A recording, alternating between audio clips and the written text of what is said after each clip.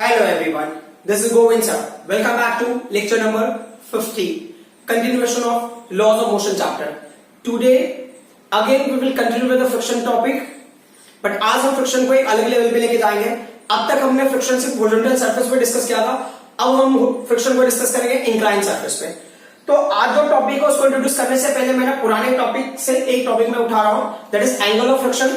उसको मैं थोड़ा सा एक्सप्लेन करूंगा, फिर मैं नए टॉपिक में आ जाऊंगा एंगल ऑफ रिपोज, और दोनों के बीच में रिलेशन होता है. एक्चुअली मुझे उसी टाइम पे बताना चाहिए था, बट क्या मैं एंगल ऑफ इंक्लिनेशन उस टाइम पे एक्सप्लेन नहीं करना चाहता था, that's why I didn't do. So आज अभी ये कंडीशन है कि अगर आपने एक प्लेटफॉर्म है, ये डेरिवेशन आपने ऑलरेडी किया हुआ है, ठीक है. अगर आप देखोगे वीडियोस में पिछले लास्ट लेक्चर में, तो you will come to know ये चीज हमने डिस्कस किया. तो ये कोई ब्लॉक है, ठीक है.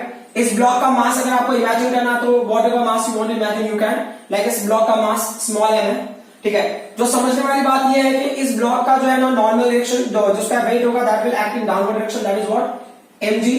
इस ब्लॉक का जो नॉर्मल डायरेक्शन इस ब्लॉक के ऊपर एक्ट होगा that will be acting in upward direction, that is what capital N, ठीक है. अब क्या होता है कि इस ब्लॉक के ऊपर हमने क्या किया, फोर्स अप्लाई किया है, force applied on this block, ठीक है. सो आपने इस ब्लॉक पे फोर्स अप्लाई किया है, तो ये क्या होगा, डायरेक्शन ऑफ अप्लाइड फोर्स, ठीक है. ये होगा कैपिटल F, ये हो गया applied force, it's a direction of applied force. या और जो कैपिटल F है ये स्ट्रेंथ ऑफ अप्लाइड फोर्स होगा. अगर मान लो कि जब आप फोर्स अप्लाई करते हो, जो अब तक हमने बात समझी उसमें ये था कि जब आप बॉडी को फोर्स अप्लाई करते हो तब आपको पता चलता है कि स्टैटिक फ्रिक्शन की वैल्यू क्या है. लाइक हो सकता है स्टैटिक फ्रिक्शन की वैल्यू मैक्सिमम कितना हो हमें अभी नहीं पता. I applied 1 newton, body is not moving. 2 newton apply किया, body is not moving. 3 newton apply किया, बॉडी इज नॉट मूविंग.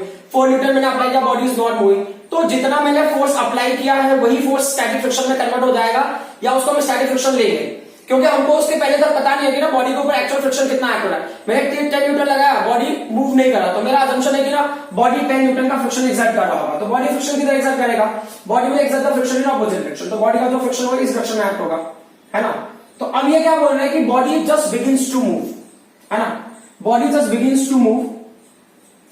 सो अगर मैंने बोला ना body just begins to move, body just move करना कब स्टार्ट करेगा, जब ना ये फ्रिक्शन जो होगा एफ एस मैक्स होगा, मतलब जब ये फ्रिक्शन ना लिमिटिंग फ्रिक्शन की वैल्यू होगी, जब ये लिमिटिंग फ्रिक्शन के इक्वल होगा, ठीक है.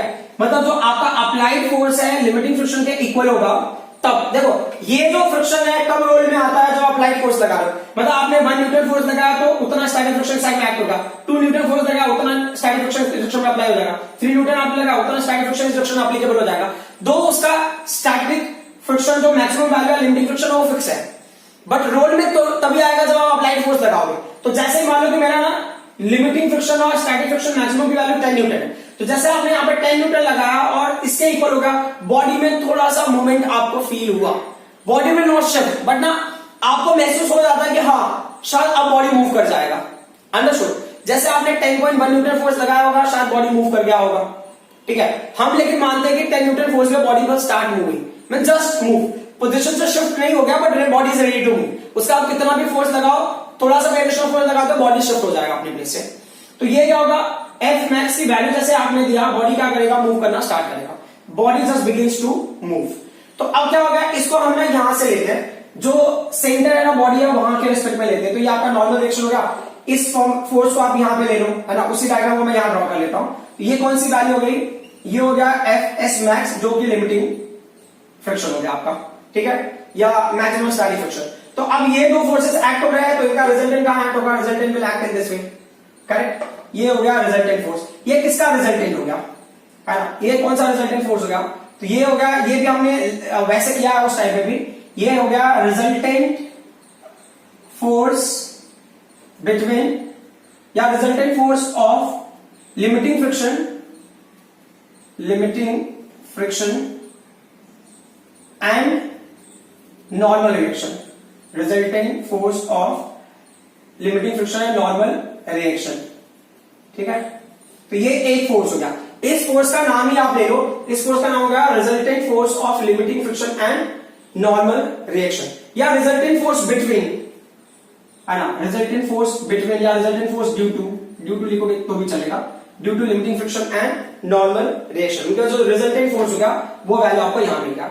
अब ये क्या बोल रहे हैं कि अगर इसको आप ऐसे पैरेललोग्राम बना लेते हो, ठीक है, ये ऐसा आपने बना लिया, क्लियर। तो एक हिसाब से देखा जाए तो इसके पैरेलल में ये वाला कंपोनेंट है, तो इसका नाम भी क्या होगा, ये एफ एस मैक्स हो सकता है, ये भी कंपोनेंट। क्लियर। तो अब ये बोल लेना, आपको लेना एंगल ऑफ फ्रिक्शन। तो एंगल ऑफ फ्रिक्शन क्या होता है, angle of friction is angle between, angle of friction is angle between resultant force due to limiting friction and normal reaction and angle between resultant force. And how do we decide define resultant force, या उस value को कैसे measure करते हैं, resultant force due to limiting friction and normal reaction and normal reaction, उनके बीच का जो angle है वो क्या होगा, आपका एंगल ऑफ फ्रिक्शन होगा। तो मतलब ये वैल्यू मुझे निकालनी है, तो ये वैल्यू कैसे निकालोगा, स्टैटिक फ्रिक्शन से निकाल सकते हो और नॉर्मल रिएक्शन से। तो tan थीटा उसके लिए सपोर्ट करेगा आपको। तो आपने क्या लिखा यहाँ पे, tan थीटा लिखा। तो tan थीटा क्या होगा, अगर मैं उसको लूंगा, अगर नाम के साथ लेता हूं तो ये 0, ये O हो गया, इस पॉइंट को आप A ले लो, दिस पॉइंट इज B। तो अब मैं tan थीटा ले लिया तो क्या होगा, AB अपॉन क्या होगा, ये OA हो गया। AB का है, AB का वैल्यू है वो लिमिटिंग फ्रिक्शन और static friction maximum, upon OA का वैल्यू क्या है, नॉर्मल रिएक्शन है। तो अब जहां तक हमने इन चीजों को लर्न किया हुआ है ना, जो स्टैटिक फ्रिक्शन मैक्सिमम की वैल्यू क्या होती है या लिमिटिंग फ्रिक्शन की वैल्यू क्या होती है, ये होता है स्टैटिक फ्रिक्शन का coefficient into normal reaction, correct, coefficient of static friction into normal reaction. तो हम क्या कर सकते हैं, उस वैल्यू को यहां पे पुट कर सकते हैं। तो आपको मिलेगा tan theta is equal to, आपको क्या मिलेगा यहाँ पे, ये होगा mu s into n upon क्या होगा n, n की वैल्यू कैंसिल हो गई, तो ये होगा tan theta is equal to क्या होगा, कोएफिशिएंट ऑफ स्टैटिक फ्रिक्शन।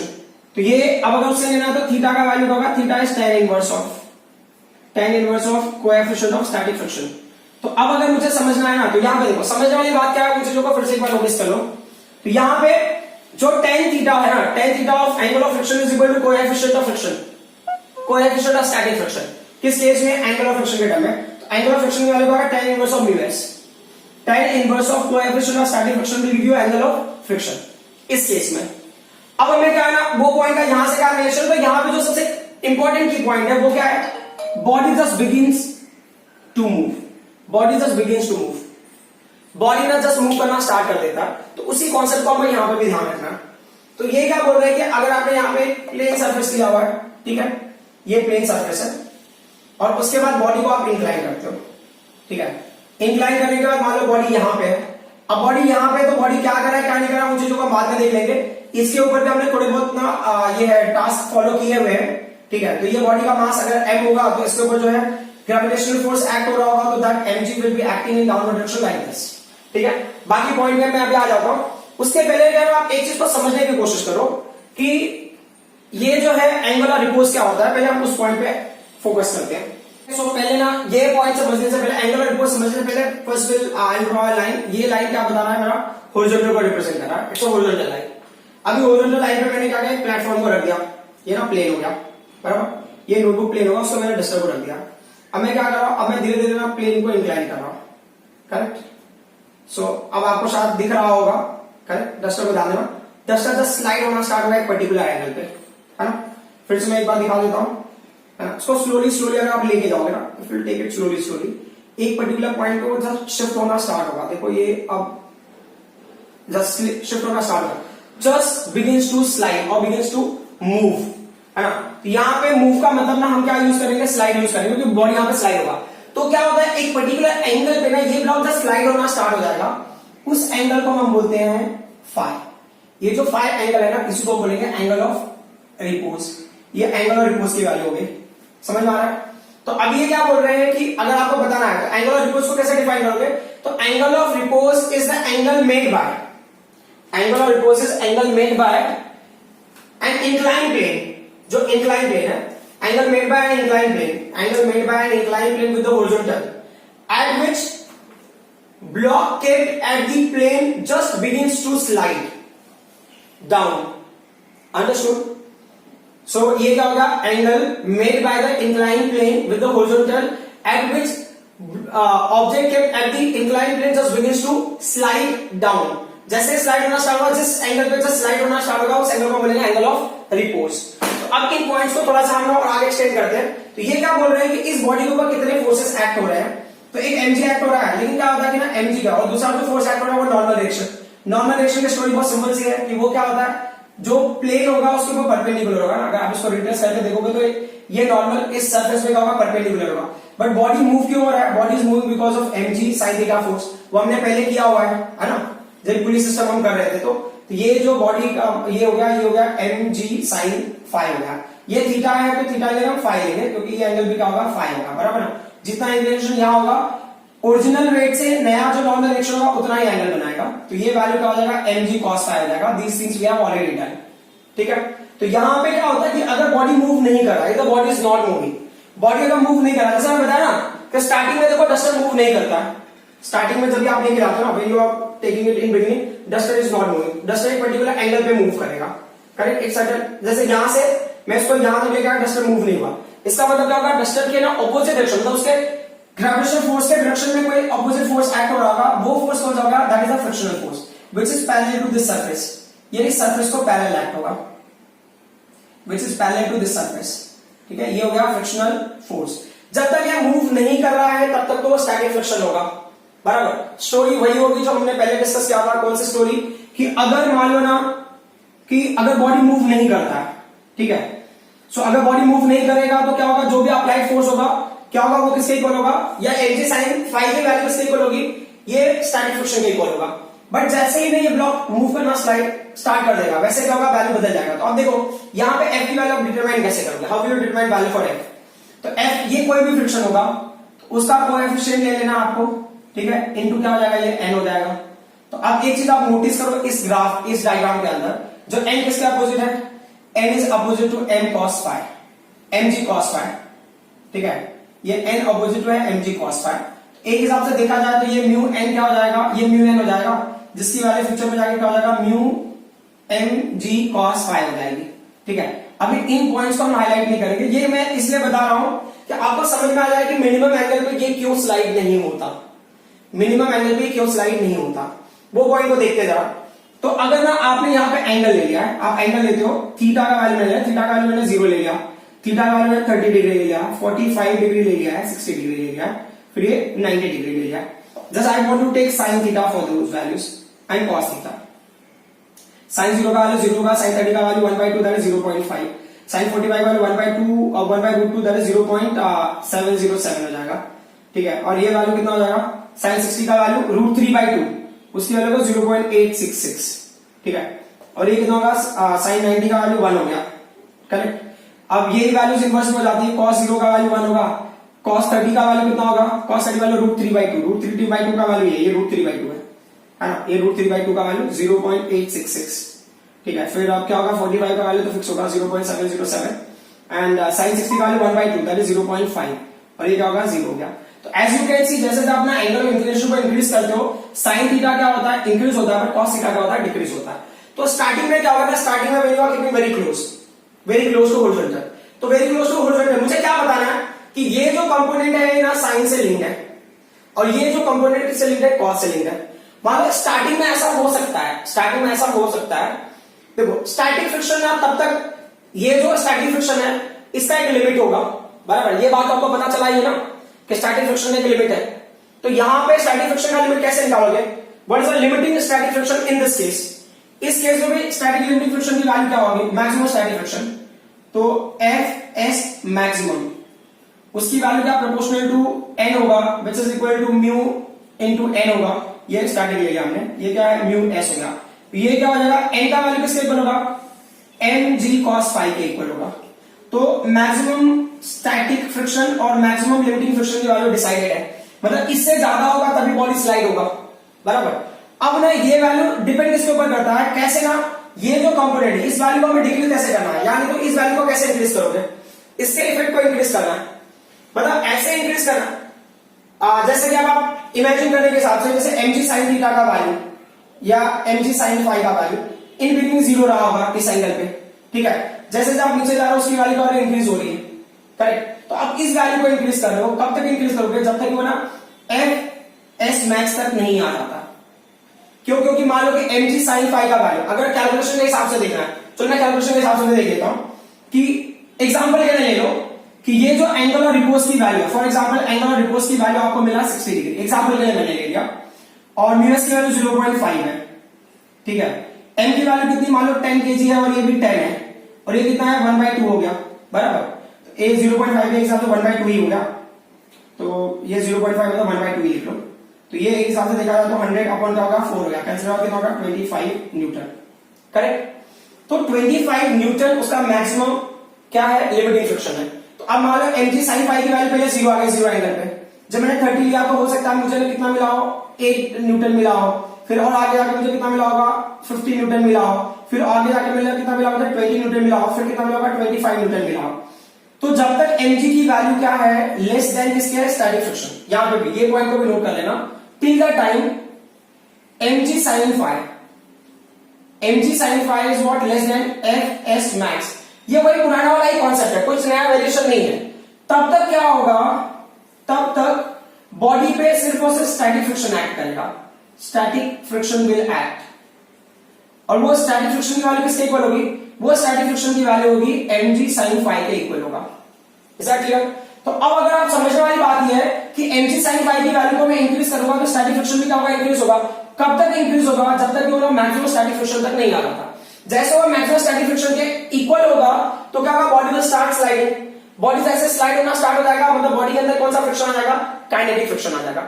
मैं फिर से रिपीट कर रहा हूं, एक हिसाब से देखा जाए तो mg sin phi यहां पे अप्लाइड के जैसा ही काम कर रहा है, मतलब this is the force needed to move it, ये फोर्स उसको मूव करना। तो mg sin phi की वैल्यू को आप चेंज कर सकते हो, कैसे चेंज कर सकते हो mg sin phi की वैल्यू को, mg sin phi की वैल्यू को हम कैसे चेंज करेंगे, mg sin phi की वैल्यू चेंज होगी अगर आप उसको जितना ज्यादा इंक्लाइन करोगे, mg sin phi will be more effective, या उसका वैल्यू इंक्रीज होगा जैसे एंगल ऑफ इंक्लिनेशन क्या होगा, इंक्रीज होगा। तो डायरेक्टली क्या होता है, और प्लस यहां पे क्या होता है, ये वैल्यू देखो, जो cos phi को इंक्रीज करोगे ना, cos phi का वैल्यू क्या होगा, डिक्रीज होगा। तो रिलेटिव जो होगा ना, रिलेटिव जो अपोजिशन फ्रिक्शन होगा वो भी क्या होगा, ऑटोमेटिकली डिक्रीज होगा। मतलब अपोजिशन फ्रिक्शन डिक्रीज हो रहा है, ये वैल्यू इंक्रीज हो रहा है, हमको उस पार्ट पे नहीं फोकस करेंगे तो भी चलेगा। आप अपना साइन फाई वाले पार्ट पे फोकस करो कि जैसे जैसे आप एंगल ऑफ इंक्लिनेशन को इंक्रीज करोगे, साइन फाई या साइन थीटा की वैल्यू इंक्रीज होगी, तो mg sin phi का वैल्यू इंक्रीज होगा, वो स्टैटिक फ्रिक्शन के इक्वल आके जब उसको क्रॉस करेगा तो विल स्टार्ट स्लाइडिंग डाउन। जब तक वो स्टैटिक फ्रिक्शन के इक्वल नहीं होगा mg sin phi का value, it will not slide. समझ में आ रहा? बॉडी अगर रेस्ट पे है तो हमें दो चीजें लेनी है, एक तो क्या होता है जनरल टाइप में, अगर आपने जनरल ले लिया, जनरल किसी भी एंगल पे, ये ना body is about to slide और नॉट, वो हमको नहीं पता है। बॉडी रेस्ट पे है, हो सकता है कि mg sin phi की वैल्यू किसके इक्वल होगा, स्टैटिक फ्रिक्शन के इक्वल होगा। If static frictional force maximum से mg sin phi का वैल्यू कम है तो जो mg sin phi का वैल्यू स्टैटिक फ्रिक्शन के इक्वल होगा। But body just about to move, a body just about to move, जैसे यहां पे मैंने मेंशन किया था ना कि body just begins to move, body जैसे ही ना मूव करने वाली है वैसे ही क्या होता है, स्टैटिक फ्रिक्शन का म्यू एस एन के इक्वल हो जाता है। तो यहां पे क्या होगा, when body just about to move. ये पॉइंट्स को थोड़ा सा आप समझ लेना, क्योंकि मुझे इन पूरे पार्ट में बस इतना समझाना है कि अगर आप एंगल इंक्लिनेशन को इंक्रीज करोगे तो बॉडी का स्लाइडिंग इंपैक्ट आपको दिखाई देगा। ठीक है, तो यहां पे हमने क्या देखा, हमारा ऐसा असम्पशन है when body begins just to slide. ठीक है, यहां पे when body just begins to slide, तो आपने कंडीशन दिया है when body just begins to slide. ठीक है, बॉडी जस्ट स्लाइड होना स्टार्ट करता है तो उस टाइम पे क्या होगा, जो n की वैल्यू है वो किसके इक्वल होगा, n की वैल्यू होगी mg cos phi के इक्वल होगा। That is automatically known concept. ये आपका क्वेश्चन नंबर 1। जो दूसरा पॉइंट है जो अब तक मैं समझा रहा था कि जब तक बॉडी ना मूव नहीं कर रहा है तब तक ये जो फ्रिक्शन होगा वो स्टैटिक फ्रिक्शन होगा। समझ में आ रहा है? हो सकता है कि आपने लिमिटिंग फ्रिक्शन तक पहुंचे ही नहीं हो, तो ये एक्चुअली अप्लाइड फोर्स की तरह भी काम कर रहा है। तो अप्लाइड फोर्स की वैल्यू स्टैटिक फ्रिक्शन के इक्वल होगा जब तक वो लिमिटिंग फ्रिक्शन तक नहीं पहुंचता। बट जैसे ही वो स्लाइड होना स्टार्ट हो गया, इसका मतलब क्या हो गया कि जो fs max की वैल्यू यहां पे एक्ट हो रही है। समझ आ रहा है? fs max की वैल्यू एक्ट हो रही है, मतलब वो जस्ट स्लाइड होना स्टार्ट होगा, मतलब mg sin phi का वैल्यू fs max के इक्वल का, ऐसा हमारा असम्पशन। एक्चुअल में देखा जाए तो mg sin phi should be little very small more in compare to this one, but हम ना एग्जैक्टली इक्वल के कंपेयर में ही लेके चलते हैं। तो अब क्या होगा, जब वो जस्ट बिगिन कर रहा है स्लाइड होना तो क्या होगा यहाँ पे, फिर आप बताते हो कि यहाँ पे इसका मतलब क्या होगा, जो fs max है वो वैल्यू किसके इक्वल होगा, जब बिगिन कर रहा है जस्ट स्लाइड होना, तो वो mg sin phi के इक्वल है। ठीक है, ये हो गया आपका इक्वेशन नंबर 2। अब ये क्या बोल रहे हैं कि अब अपना डिवाइड कर दो, इक्वेशन 2 को 1 से डिवाइड कर दो तो क्या मिलेगा। If you divide equation 2 by 1 and what do we get, वो पार्ट देख लेते हैं हम लोग। So when you divide equation number 2 by 1, so we are going to get at, when you divide equation number 2 by 1, we get it as ये 2 का value यहां पे क्या होगा एफ एस मैक्स हो गया, ठीक है, अपॉन क्या हो गया ये अपॉन एन हो गया, clear, F S max upon N मतलब limiting friction upon normal reaction is equal to क्या होगा ये M G sine phi upon क्या होगा ये एम जी कॉस फाई, ठीक है, तो एम जी कैंसिल हो गया, तो ये जो वैल्यू है ना ये किसके इक्वल होगा उस पर ध्यान दो। तो अब तक हमने किया ना एफ एस मैक्स की वैल्यू है वो किसके इक्वल है म्यू एस एन के इक्वल है, तो अगर आप म्यू एस की वैल्यू लोगे तो क्या हो जाएगा ये एफ एस मैक्स अपॉन क्या हो जाएगा एन हो जाएगा, ये हमने पहले भी किया होगा, तो ये वैल्यू हो जाएगा म्यू एस हो जाएगा और ये क्या होगा tan फाई, ठीक है, सो ये एस। सो अब समझने वाली बात क्या है यहाँ पे, अगर आप देखो what is the relation between static friction और ये स्टैटिक फ्रिक्शन मतलब what is the relation between angle of friction and angle of repose, तो आप देख सकते हो ना tan of angle of friction is equal to tan of angle of repose, tan of angle of friction is equal to tan of angle of repose, क्यों, क्योंकि दोनों का वैल्यू ना किसके इक्वल हो जाता है स्टैटिक फ्रिक्शन के इक्वल हो जाता है, तो स्टैटिक फ्रिक्शन के इक्वल होगा मतलब दोनों की वैल्यू क्या होगी सेम होगी, तो अगर मुझे एंगल ऑफ रिपोज की वैल्यू निकालूंगा तो कैसे निकालूंगा angle of repose will be tan inverse of mu S, तो डायरेक्टली इनडायरेक्टली देखो तो एंगल ऑफ रिपोज का जो मैग्नीट्यूड होगा और एंगल ऑफ फ्रिक्शन का जो मैग्नीट्यूड होगा that will be what same. तो कभी कभी किसी ना स्कूल में ऐसा क्वेश्चन आता है कि find out the relation between angle of friction and angle of repose, तो आपको एंगल ऑफ फ्रिक्शन का डेरिवेशन करना है फिर एंगल ऑफ रिपोज का डेरिवेशन करना है। देखो एंगल ऑफ रिपोज में मैंने थोड़ा सा टाइम ले लिया just to make you understand कि क्या प्रॉब्लम होती है, हम ना क्यों इन चीजों को इस तरह से कंसिडर करते हैं।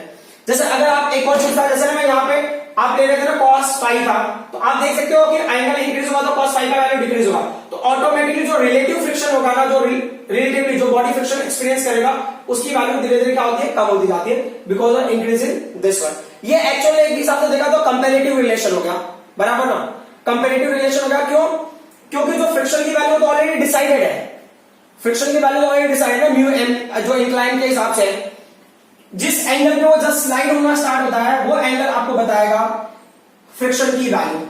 यहां पे देखो ये जो फ्रिक्शन की वैल्यू कोएफिशिएंट ऑफ फ्रिक्शन किसको पे डिपेंड कर रहा है वो देखो ध्यान से, कोएफिशिएंट ऑफ फ्रिक्शन किसको डिपेंड करता है, ये डिपेंड करता है एंगल ऑफ रिपोज के ऊपर, जिस एंगल को जस्ट स्लाइड होना स्टार्ट हो जाएगा उस एंगल पे आपको कोएफिशिएंट ऑफ फ्रिक्शन की वैल्यू मिल जाएगी। तो फ्रिक्शन ऑलरेडी डिसाइडेड है, आप एंगल को इंक्रीज करके उस फ्रिक्शन की वैल्यू को थोड़ा सा क्या करो धीरे धीरे कम करो in the sense in compare to this one, जो रिलेटिव वैल्यूज है उनको क्या करो डिफरेंशिएट करो so that mg sin phi will be more effective in compared to frictional force and body will slide down।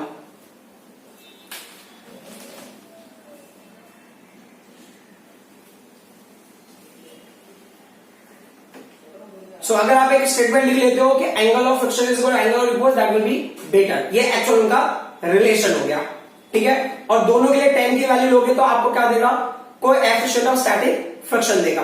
अब इसके ऊपर ना हम कुछ कॉन्सेप्ट डिस्कस कर लेते हैं कि किस तरह से ये चीजें हमें हेल्प करती हैं in finding the motion of body over incline plane. Now our topic is force required to move the body up over the incline plane, मतलब बॉडी को हमने इंक्लाइन सरफेस पर रखा, बॉडी मूव नहीं हो रहा है, आप ना एडिशनल फोर्स लगा के बॉडी को मूव करा रहे हो, ठीक है, तो समझने वाले से बातें जो है ना वो देख लेते हैं।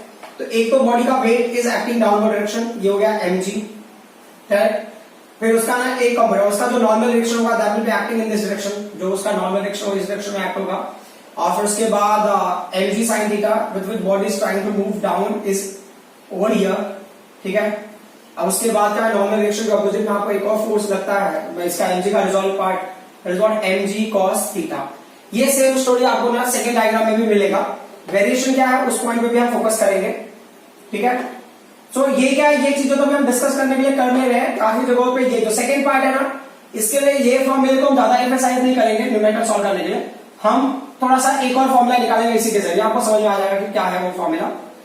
तो ये mg cos थीटा है और ये वैल्यू क्या हो जाएगा mg sin थीटा, ठीक है। अब यहां पे क्या होगा कि we want to move body up, है ना, force required to move the body up over the incline plane. अब बॉडी को अगर अप मूव करना चाहते हो तो कभी कभी क्या होता है ना amount of work done in moving the body up over the incline plane, ऐसा भी होता है, तो मैं वो पॉइंट भी लिख लेता हूं, अगर इसके साथ में कर लेंगे तो ठीक है। ये जो है यहां से यहां तक का जो है ना डिस्टेंस आप मान लो s की वैल्यू होगी, ठीक है, तो वो पॉइंट भी कवर कर लेंगे इसके साथ में। तो अब ये क्या बोल रहे हैं कि अगर ये सिनारियो है, दिस इज द सिनारियो जिसमें आपको बताना है कि कितने फोर्स से बॉडी को अप मूव करें, तो अगर बॉडी को आप अपवर्ड डायरेक्शन में मूव कर रहे हो, क्लियर, तो जो अब तक हमने समझा था वो क्या था कि बॉडी अब तक स्टेशनरी इसलिए रहा होगा क्योंकि उसका फ्रिक्शनल फोर्स एक्ट हो रहा होगा, मतलब ये सरफेस है उसको फ्रिक्शनल फोर्स ऑफर कर रहा होगा। जैसे आप डायरेक्शन ऑफ मोशन को अपना रिवर्स कर देते हो तो आप समझ लेना कि आपको फ्रिक्शनल फोर्स फिर भी मिलेगा, पर कौन से डायरेक्शन में मिलेगा, अब फ्रिक्शनल फोर्स मिलेगा आपको ऑपोजिट डायरेक्शन में। तो यहाँ पे फ्रिक्शनल फोर्स इस डायरेक्शन में एक्ट होगा, समझा, between the surface and surface of this inclined plane and block. तो फ्रिक्शनल फोर्स इस डायरेक्शन में होगा, mg sin थीटा इस डायरेक्शन होगा। तो वेक्टर रूल के हिसाब से अगर आप देखो तो f का वैल्यू क्या हो जाएगा, f is going upward and ये दोनों फोर्सेस इधर आ रहे हैं, तो जो रिजल्टेंट फोर्स है या जो अप्लाइड फोर्स है वो किसको बैलेंस करेगा, mg sin थीटा को बैलेंस करेगा, प्लस किसको बैलेंस करेगा, फ्रिक्शनल फोर्स को बैलेंस करेगा। Body will start moving, body just begins to move. आपने ऐसे फोर्स अप्लाई किया कि body just begins to move, body move करना स्टार्ट कर गया, तो इसका मतलब क्या होगा कि ना बॉडी मूव कर रहा है, कौन सा फ्रिक्शन आएगा, काइनेटिक फ्रिक्शन। अब मैं यहाँ पे तो म्यू के वगैरह लिखूंगा बेटा, बाद में जब हम न्यूमेरिकल करेंगे उस टाइम उतना हम करने की जरूरत नहीं है हमें, तो हमने लिखा है यहाँ पे mg sin थीटा लिखा, जो फ्रिक्शनल फोर्स का फॉर्मूला उसको आप म्यू के इनटू n लिख सकते हो, ठीक है। नॉर्मल न्यूमेरिकल में सिर्फ म्यू दिया रहेगा, बाकी कोई टेंशन नहीं जरूरत है, क्यों, क्योंकि ये मूव कर रहा है तो काइनेटिक फ्रिक्शन एक्ट होगा। मोस्टली केसेस में एक ही फ्रिक्शन दिया होगा, ऐसे केसेस में तो एक ही फ्रिक्शन दिया तो टेंशन लेने की जरूरत है ही नहीं आपको डायरेक्टली म्यू की वैल्यू रख देनी है। तो अब क्या होगा, n का वैल्यू क्या होगा इस केस में, as you can see in the diagram, इसको लेना तो आप क्वेश्चन नंबर 1 ले लो, ठीक है। As you can see in the diagram n और mg का वैल्यू क्या है, mg cos थीटा वैल्यू क्या है, इक्वल है। तो आप लिख सकते हो फ्रॉम डायग्राम, डायग्राम से हमको क्या मिलेगा, so from diagram we get n का वैल्यू किसके इक्वल होगा, n is equal mg cos theta, n का वैल्यू mg cos थीटा के इक्वल होगा। This is what equation number 2।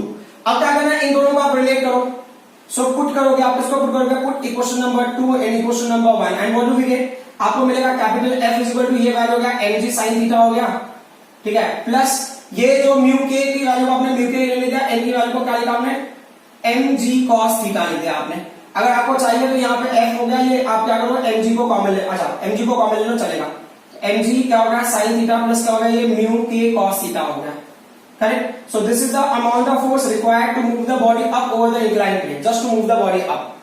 अगर मान लो इन्होंने वर्क डन पूछा होता, what is the work done to move the body, है ना, throughout this inclined surface, तो वर्क डन का फॉर्मूला क्या है, ये हो गया force required to move the body up into क्या होगा, डिस्प्लेसमेंट जितना भी मूव किया होगा आपने, ये फोर्स की वैल्यू का मल्टीप्लाई कर दो, है ना, देखो mg हो गया, ब्रैकेट में क्या होगा sin थीटा हो गया, प्लस क्या हो गया म्यू के इनटू cos थीटा इनटू क्या होगा, ये s हो गया। अब अगर कभी कभी ना ये भी होता है क्वेश्चन में, what is the acceleration required to move the body, मतलब बॉडी किस एक्सेलरेशन से एक्सेलरेट हुआ रहेगा इस केस में, तो एक्सेलरेशन अगर पूछ लिया है तो आपने ये वाले पैटर्न को फॉलो कर लो। यहाँ पे f का वैल्यू क्या है, ये है, ये f है, f का वैल्यू क्या होता है, m इनटू a होता है ना, ये होगा मास इनटू एक्सेलरेशन इज होगा mg in bracket sin theta plus ये हो गया म्यू के इनटू cos थीटा, समझ में आ रहा है। तो mm की वैल्यू कैंसिल हो जाएगी, तो ये इस एक्सेलरेशन से बॉडी क्या करेगा, अपवर्ड डायरेक्शन में मूव करेगा, जब आप बॉडी को फोर्स अप्लाई करके उसको अपवर्ड डायरेक्शन में मूव करा रहे हो तो, ठीक है। तो आपको यहाँ पे 3 पार्ट मिल गया, एक तो कितना फोर्स रिक्वायर्ड होगा, ठीक है। कभी कभी ना क्वेश्चन में ऐसा बोल रहा होता है कि ना body will move up keeping the mass in equilibrium, equilibrium in the sense ना ऐसे टाइम में इक्विलिब्रियम होगा, इट विल नॉट कोलैप्स, ये सरफेस से कोलैप्स करके अंदर नहीं जा रहा है, तो इसका मतलब ये होगा, और इस क्या होगा, डायरेक्शन में मूव करेगा, है ना, there is no movement about n and mg cos theta, तो वो क्या होगा, इक्विलिब्रियम होगा, आपको ऐसा इमेजिन करना है, समझ आ रही है बात। अब हम दूसरे पार्ट में आ जाते हैं, सेकंड पार्ट में अगर आपको देखना है तो ये क्या बोल रहे हैं, force required to move the body down, मतलब ये बॉडी स्लाइड होकर नीचे जा रहा है, आपने एडिशनल फोर्स लगा के क्या क्या उसको मूव किया, तो हो सकता है अप्लाइड फोर्स आपका इस डायरेक्शन में होगा, this is the direction of applied force, और जो फ्रिक्शनल फोर्स एक्ट होगा कौन से डायरेक्शन में होगा, ऑपोजिट डायरेक्शन में एक्ट हो जाएगा, बराबर।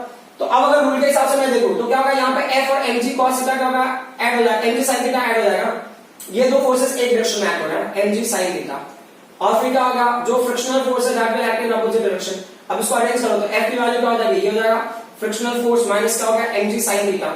देखो एक चीज तो आपको समझना ही है, इसको आप लेना है तो क्वेश्चन नंबर 1 ले लो, फ्रॉम डायग्राम, ठीक है, from diagram what do we get, या डायग्राम से जाने तो पहले मैं इसको सिंपलीफाई कर दूंगा, फिर डायग्राम पे आ जाते हैं। तो ये f का वैल्यू f हो गया, और f k का वैल्यू क्या होगा, ये कोएफिशिएंट ऑफ फ्रिक्शन, मतलब यहाँ पे से यहाँ पे मैंने जस्ट f लिया हुआ था, ठीक है चलेगा, वहां पे भी f लिया, या f k ले लोगे तो बेटर होगा ना, ये काइनेटिक फ्रिक्शन समझने के हिसाब से बेहतर रहेगा, बाकी कोई इशू नहीं है, ठीक है। सो ये क्या हो गया यहाँ पे, सो ये जो वैल्यू हो गया आपका f k का वैल्यू क्या होगा, coefficient of kinetic friction, kinetic friction की वैल्यू क्या होगी, ये होगा coefficient of kinetic friction into normal direction minus क्या होगा, mg sin थीटा हो गया, ठीक है। इसको ले लो आप इक्वेशन नंबर 1, जैसा कि हमने किया था पहले वाले में भी फ्रॉम डायग्राम, तो डायग्राम से हमको क्या मिलेगा, फ्रॉम डायग्राम क्या लेकिन एन का वैल्यू किसके इक्वल होगा, mg cos थीटा के इक्वल होगा। ठीक है, इसको आप ले लो इक्वेशन नंबर 2। अभी आप पुट कर दो 2 को 1 में, so put equation number 2 in 1 and what do we get, हमको क्या मिलेगा, f इज इक्वल टू क्या मिला, ये म्यू के की वैल्यू तो वैसे रहेगी, n का वैल्यू क्या होगा, mg cos थीटा, तो ये क्या होगा mu mg cos theta minus क्या होगा, ये mg sin थीटा होगा। बात समझ में आया, तो ये होगा f इज इक्वल टू, यहाँ पे क्या होगा mg को यहाँ पे कॉमन ले लो, तो क्या होगा ये म्यू cos थीटा माइनस क्या हो गया sin थीटा। समझ में आ रहा, तो ये हो गया amount of force required to move the body down, just move the body down, ये फोर्स हो गया। मान लो अगर इन्होंने वर्क डन पूछ लिया होगा कि how much work will it do, है ना, टू मूव द ऑब्जेक्ट पूरे इंक्लाइन प्लेन में, तो क्या होगा W is F into S, तो क्या होगा ये mg हो गया, ये म्यू cos थीटा हो गया, ठीक है, माइनस क्या हो गया ये sin थीटा हो गया, और इनको क्या करना S कर देना। बट मान लो कि नहीं, इन्होंने पूछा what is the acceleration which with this body will accelerate, अब पर्पसली अगर मूव कर रहे हो तो उसका कुछ एक्सेलरेशन भी तो होगा, तो यहाँ पे F की जगह पे ma रखोगे, यहाँ पे mm की वैल्यू कैंसिल हो जाएगी, तो वहां पे उस एक्सेलरेशन का वैल्यू क्या हो जाएगा, g हो जाएगा mu k cos theta minus sin theta. समझ आ रहा है ये पॉइंट। अब ना इस पॉइंट के लिए एक और कंडीशन है, वो भी मैं आपको डिस्कस कर लेता हूं। कभी कभी क्या होता है कि ना ये तो कंडीशन होगा जब आप बॉडी को फोर्स अप्लाई करके उसको डाउनवर्ड डायरेक्शन में मूव करा रहे हो, तो उस टाइम पे उसका फोर्स कितना होगा, उसके ऊपर कितना वर्क करेगा, और क्या एक्सेलरेशन होगा जब उसको फोर्सफुली उसको डाउनवर्ड डायरेक्शन में मूव करा रहे हो। लेकिन अभी आप सोच रहे हो कैसे डाउनवर्ड डायरेक्शन में फोर्सफुली क्यों मूव कराना, तो जैसा अभी एग्जांपल के लिए ये देख लो, ये बॉडी है बराबर, इंक्लाइन सरफेस पे अभी मैं इसको इंक्लाइन कर दिया, तो देखो ये डस्टर में मूव नहीं कर रहा, this duster is not moving, correct, तो मैंने क्या किया उसको ऐसे पुश करके मूव किया, करेक्ट, तो पुश करके आपने मूव किया, इसका मतलब क्या होगा आपने एडिशनल फोर्स लगाया, तो जो आपने फोर्स लगाया वो वैल्यू आप ऐसे कैलकुलेट करोगे, कितना वर्क डन करेगा, कितने दूर तक आपने मूव किया, मान लो इस डिस्टेंस तक मूव किया तो ऐसे मल्टीप्लाई कर दो, किसी और डिस्टेंस से मूव किया तो उससे मल्टीप्लाई कर दो, और ना उसका एक्सेलरेशन कितना होगा, जो फोर्स आपने लगाया उसका एक्सेलरेशन भी तो होगा, तो उसके एक्सेलरेशन की वैल्यू आप ऐसे कैलकुलेट कर सकते हो। ठीक है, ये वाला पार्ट थोड़ा सा ना एडजस्ट करने में दिख नहीं रहा होगा, मैं इसको फिर से यहाँ पे लिख देता हूँ, ठीक है, मैं इसको प्रॉपरली यहाँ लिख देता हूँ, ठीक है, ये पॉइंट को यहां लिख देता हूं, तो क्या होगा यहाँ पे f की जगह पे mm रखोगे तो mm कैंसिल हो जाएगा, तो a का वैल्यू क्या हो जाएगा, ये होगा g mu k cos theta minus sin theta. देखो अभी ना डेरिवेशन के टाइम में मैं म्यू के पर ज्यादा फोकस कर रहा हूं कि काइनेटिक फ्रिक्शन, बाद में ये जनरली म्यू के टर्म में ही होगा, कोई इशू नहीं है, हम उसको डायरेक्टली म्यू के ही इमेजिन करके चलेंगे। समझ में आया, क्योंकि ये मूव कर रहा है तो म्यू के ही होगा, काइनेटिक फ्रिक्शन ही एक्ट हो रहा होगा, या कोएफिशिएंट ऑफ काइनेटिक फ्रिक्शन होगा। अब जो अगला क्वेश्चन है वो क्या है, acceleration of a body sliding down over the incline plane. ठीक है, ये पॉइंट को जरा ध्यान देना, अच्छा यहां पे ये चीजें ना काफी हद तक चेंज हो जाएंगी, है ना, ये अब क्या क्या वेरिएशन होगा ना उन पॉइंट्स पे आप थोड़ा सा देखेंगे। देखो इसके पहले वाले जो अभी हमने डेरिवेशन किया, इसमें क्या हुआ, हमने इसमें बॉडी को फोर्सफुली मूव किया है डाउन जाने के लिए। अब जो दूसरा कंडीशन हम ले रहे हैं उसमें बॉडी ऑटोमेटिकली डाउन जा रहा है, उसमें आपको ना कुछ करने की जरूरत नहीं है, you don't have to do anything, उसमें रिजल्टेंट आपको अलग वैल्यू मिलेगा, तो वो देख लेते हैं, उसमें आपको फोर्स नहीं करना, उसमें डायरेक्टली आपको एक्सेलरेशन की वैल्यू कंसीडर करनी है। तो ये क्या होगा, acceleration of body sliding down over incline plane. ठीक है, और ये किसकी वजह से हो गया, ड्यू टू इंक्लिनेशन की वजह से हो सकता है, ड्यू टू इंक्लिनेशन की वजह से और ग्रेविटेशनल फोर्स की वजह से। अभी ग्रेविटेशनल फोर्स कौन सा है इसमें से, mg, हो सकता है ना कि mg की वैल्यू इतनी ज्यादा हो कि उसकी वजह से स्लाइड होकर नीचे जा रहा होगा, बट ना it is sliding down automatically because of any other agencies and all, हमें without any other agencies and all, so without any other agencies and all it is moving down. ठीक है, सो आपको एक्सटर्नल हेल्प की कोई जरूरत नहीं है, तो ये क्या होगा mg sin theta going down, तो वो ऑटोमेटिकली फ्रिक्शनल फोर्स को एक्सपीरियंस कर रहा होगा, बराबर। तो इस कॉन्सेप्ट में मुझे क्या समझ आ रहा है, पूरा सिस्टम जा रहा है डाउनवर्ड डायरेक्शन में, और दो फोर्सेस एक्ट हो रहे हैं सिस्टम पे, एक कौन सा एक्ट हो रहा है, mg sin थीटा एक्ट हो रहा है, दूसरा कौन सा एक्ट हो रहा है, फ्रिक्शनल फोर्स एक्ट हो रहा है। तो फ्रिक्शनल फोर्स उसको अपोज नहीं कर पा रहा, मान लो काइनेटिक फ्रिक्शन लेना है तो काइनेटिक फ्रिक्शन ले लो, कोई इशू नहीं है। ठीक है, उसको अपोज नहीं कर पा रहा, अपोज नहीं कर पा रहा मतलब क्या हो गया कि तब वो वैल्यू ज्यादा होगा, है ना, तभी तो फ्रिक्शनल फोर्स से, नहीं तो क्या होता है फ्रिक्शनल फोर्स इफेक्टिव होता तो बॉडी रुक जाती, फ्रिक्शनल फोर्स से बॉडी बैकवर्ड डायरेक्शन में तो नहीं मूव करेगा और बॉडी विल स्टॉप। तो ये body is going down in the direction mg sin theta, इसका मतलब क्या हो गया mg sin theta minus f हो गया, f के इस वर्ड का रिजल्टेंट फोर्स होगा, रिजल्टेंट फोर्स होगा F, ठीक है। तो अब जो पहले हमने डेरिवेशन है ये एक्चुअली वही वाला डेरिवेशन है, बट यहाँ पे छोटा सा वेरिएशन है। अब यहाँ पे मैं बहुत टाइम पास नहीं करूंगा, ये क्या होगा म्यू के इंटू एन होगा इक्वल टू एफ हो गया, यहाँ पे क्या होगा ये mg sin थीटा हो गया, ठीक है, माइनस ये म्यू के वैल्यू म्यू की यही रहेगी, एन की वैल्यू क्या होगी mg cos थीटा, क्यों, क्योंकि एन के ऑपोजिट में mg cos थीटा है ना, जैसे हमने यहाँ लिखा ना फ्रॉम डायग्राम ये इसके इक्वल है, तो आपको पता है तो उसका टाइम वेस्ट करने कोई मतलब नहीं, क्योंकि हमने थोड़ी देर पहले डेरिवेशन में किया हुआ था, ये इज इक्वल टू एफ है। तो यहाँ पे क्या करना है, तो mg sin को कॉमन ले लोगे, क्या होगा sin थीटा हो जाएगा माइनस म्यू के cos theta is equal to F. मैं f की वैल्यू मैंने पुट नहीं की है, just to make you understand one concept कि क्या डिफरेंस है जब ना बॉडी का फोर्स लगा के डाउनवर्ड डायरेक्शन में मूव करोगे उस टाइम पे क्या कॉन्सेप्ट है, और जब बॉडी ऑटोमेटिकली डाउन जाएगा उस टाइम पे क्या कॉन्सेप्ट है। तो जब बॉडी ऑटोमेटिकली मूव कर रहा है उस टाइम पे फोर्स की वैल्यू f होगी और उसका वैल्यू होगा mg ब्रैकेट में sin थीटा माइनस म्यू के cos थीटा। बट अगर बॉडी को फोर्सफुली मूव करा रहे हो तो क्या होगा, तब ना ये जो म्यू के cos थीटा होगा वो वैल्यू और sin थीटा का वैल्यू रिवर्स हो जाएगा, समझ में आ रहा। ये क्या, ये इनका रिजल्टेंट है, mg sin थीटा और f का रिजल्टेंट है, वैसे वो भी उनके रिजल्टेंट के जैसा ही आएगा, फर्क क्या होगा दोनों में प्लस और माइनस साइन का ही फर्क होगा, बाकी कोई फर्क नहीं पड़ेगा। Is that clear?